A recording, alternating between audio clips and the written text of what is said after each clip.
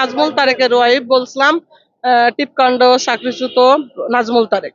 মোস্তফা আসলেও সুবর্ণা মোস্তফা যদি ওই প্রধানমন্ত্রীর মা যদি ওখানে উপস্থিত না থাকাকালীনই যদি এই কথাটা না বলতো মিথ্যা, তাহলে হয়তো আমার স্বামীর চাকরিটা এরকম। আপনি বুঝতেছেন যে সে তো একটা কনস্টেবল, একটা কনস্টেবলের চাকরি, এর তো তার জন্য যে হাজার হাজার মানুষ, এসপিরাও বলছে যে নাজমুল ভাই আপনারা সেভ করলে আমাদের চাকরি থাকবে না, তাহলে চাকরিটা কোথার থেকে গেল আপনি বুঝতেছেন?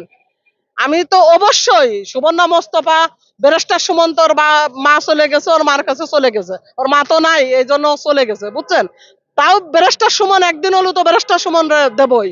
Barrister Suman, Subarna Mostafa, additional SP Lakhi, তারপরে আপনার লতা সমাদ্দার ওর স্বামী, এদের নামে তো মামলা দেবই আমি ভাই। এটা আমার আমার স্বামীর দরকার না, আমার স্বামীর প্রয়োজন নাই, আমি একাই করব ভাই। তার কারণ যন্ত্রণাটা আমি ভুগিছি, আমার বাচ্চা নিয়ে দাঁড়ে দাঁড়ে বেড়াইছি, ওদের লাইফটা আমি জর্জরিত করে দেবো আমার মতো। বুঝুক যাতে দেশে জীবনে এরকম অবিচার মানুষের সাথে না করতে হয়। এই যে আমার হাজবেন্ড গত 2 বছর 1 মাস হচ্ছে চাকরিচ্যুত হয়েছে টিপকাণ্ডে নাজমুল তারেক। তো আসলেও বিষয়টা হচ্ছে যে মানুষের জীবনতে যদি আসলেও ভাই যার চাকরি চলে যায় সেই তো জানে যে একটা স্বামীর চাকরি চলে গেলি সে হুট করেই পারবে না ভ্যান চালাইতে, জন বেচতে, কোনো কাজে। তো সে তো পুলিশে জব করতো, তার কোনো অভিজ্ঞতা নাই। এই জন্যই আসলে অনেক মানবতার জীবন কাটাইছি ভাই, দাঁড়ে দাঁড়েও বেড়াইছি, মানুষের অনেক কথা শুনছি, হয়তো খারাপ কথাও শুনছি, অনেক কথাবার্তা শুনছি, খারাপ খারাপ কথা, তারপরেও মানুষকে কখনো মানে বদদোয়া করিনি ভাই।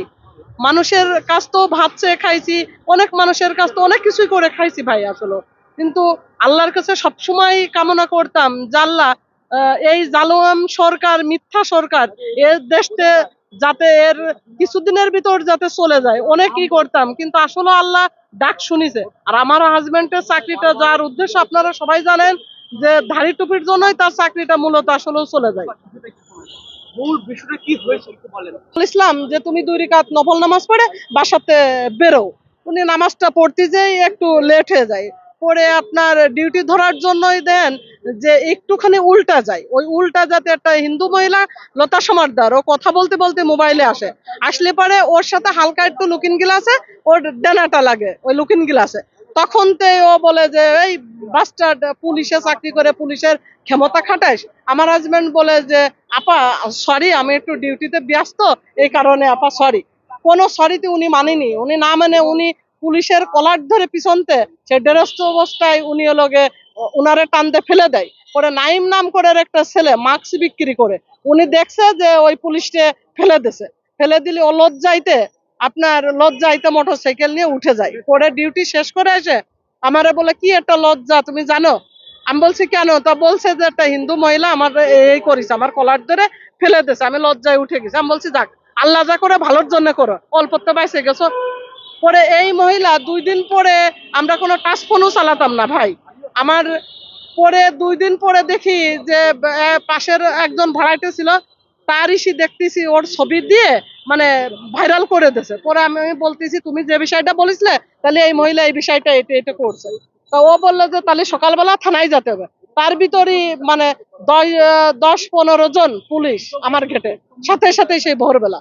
পরে ওরা উঠাই নিয়ে যাই, উঠাই নিয়ে গেলি পরে আমি যার চেষ্টা করি, আমারে পুলিশ নেয় না, বলে যে না আপনি যাবেন না। আমি বলছি দেখেন আপনারা আইডি কার্ড দেখান পুলিশের, আপনি তো আমার স্বামী নিয়ে যাবেন, আপনি আইডি কার্ড দেখান, আমি আপনাদের কাছে দেবো। পরে ওনারা আইডি কার্ড দেখাই, তারপরে দেখলাম ওনাদের পিস্তল, আমি তো পুলিশ ফ্যামিলি, আমি পুলিশ চিনি। পরে ওনাদের হাতেই ছেড়ে দিলাম। পরে যে আমি থানায় যাই, আমাদের এক রুমে আটকায় রাখলো, আটকায় রেখে কথাবার্তা সবকিছু শুনলো। আমি মনে করেছিলাম যে আসলে সামান্য বিষয়, এর জন্য কি এত পর্যায়ে যাবে। পরে এক হিন্দু স্যার ছিল, কি নামটা আমি নামটা বলতে পারবো না, উনি অনেক থ্রেট দিছিল যে আপনার স্বামীর চাকরি থাকবে না, আপনার স্বামী এত বড় কথা বলছে টিপ নিয়ে। আমি বলছি ভাই আসলে টিপ নিয়ে তো বলি নাই, সে গুতা লাগছে এই জন্য উনার ধাড়ি টুপি দেখে উনি টিপ কাণ্ডটা ছাড়াইছে বাঁচার জন্য ভাই। পরে আপনার লতা সমাদ্দার ওই এডিশনাল এসপি লাখি এর রুমে ডাকিছিল, পরে ওইখানে আমু ছিলাম। পরে আমু বলেছিলাম যে দেখেন সামান্য বিষয় নিয়ে তা আপনি চাকরিটা লগে খায়েন না।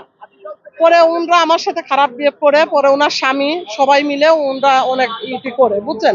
তারপরে আমি বললাম যে টিপের যে ঘটনা, জি, আর এই মোটরসাইকেলের লুকিং গ্লাসে ধাক্কা, দুইটা তো দুই জিনিস, আসলে ঘটনা কোনটা ছিল?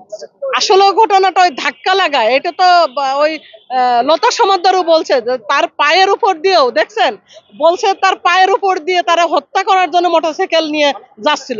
তার পায়ের উপর দিয়ে যদি যায়, একটা গাড়ি যদি চাপ খায়, তাহলে কি তার পাওটা থাকে বলতে পারবেন?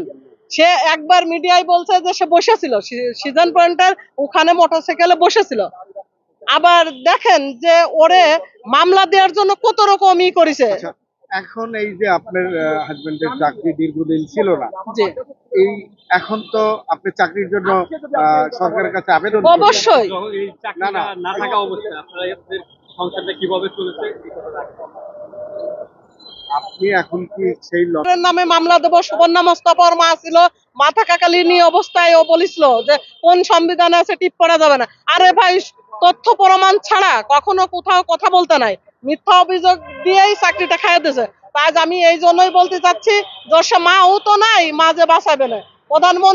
প্রধানমন্ত্রীও দেখেন, আমি গত পরশুদিন একটা ভিডিও দেখলাম যে উনি হাওরে কান্দিছে। আসলে কান্না দেখলেও আমাদের মায়া লাগে, কিন্তু উনার প্রতি এতটা মানে এতটাই অধৈর্য লাগতেছে আমার, যে উনি আসলেও যদি থাকতো তো উনার আমি মার্ডার করে দিতাম ভাই।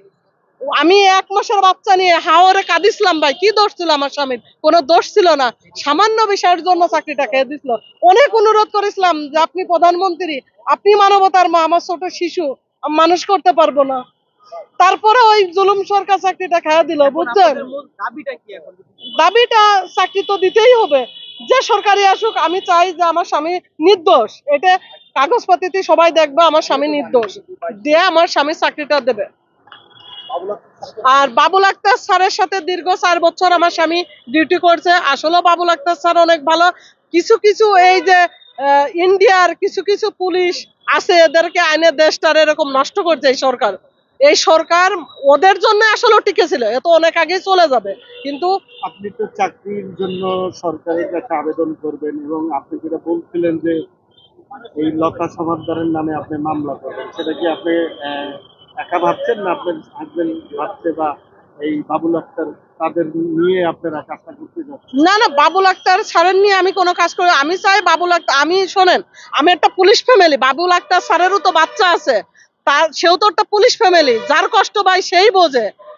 আমি চাই বাবুল আক্তার স্যার তো নির্দোষ, আমার স্বামী তো নির্দোষ। বাবুল আক্তার স্যারেরও জয়েন দিক, আমার স্বামীরও জয়েন দিক। আর যারা এর ভিতরে আছে, ওই যে বাবুল আক্তার স্যারের বনজ কুমার, ও তো আরেক শয়তান, ও তো সোনা পাচার, সোনা ধরতো, বুঝছেন?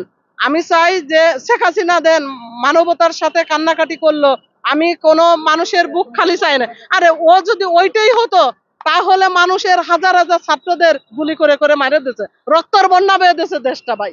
তা আসলে আল্লাহ ভালো চাইছে বলেই এই সরকারটা পতন হয়েছে। এই জন্য দেশের ভালো আমি চাই, সবাই দেশের ভালো চাই। আমি চাই এখন যে এদের মামলা দিতে ভাই, এই লতা সমাদ্দার, তারপরে লাখি এডিশনাল এসপি সুবর্ণা মোস্তফা। আর সুবর্ণা মোস্তফার চেয়ার কোথায়? ও চেয়ারের খুব গর্ব দেখাইছিল, যে এমপি ছিল, অনেক কিছুই করেছিল, আর চেয়ার কোথায় ভাই? মানুষের ক্ষমতা চিরজীবন থাকে না। অনেক কষ্ট করেছি ভাই ভাতের জন্য, দিনের পর দিন না খেয়ে থাকছি, রুমিতে বেরোয়নি। মানুষের কাছে কি আমাদের মতো মানুষ হাত পাতা যেত যে আমরা না খেয়ে রয়েছি? অনেক কষ্ট করছি ছেলে মেয়ে নিয়ে। আমার বড় মেয়েটার লেখাপড়ার লাইফটাই নষ্ট হয়ে গেছে ভাই, অনেক কষ্ট করছি। এদের শান্তিতে থাকতে দেবো না ভাই।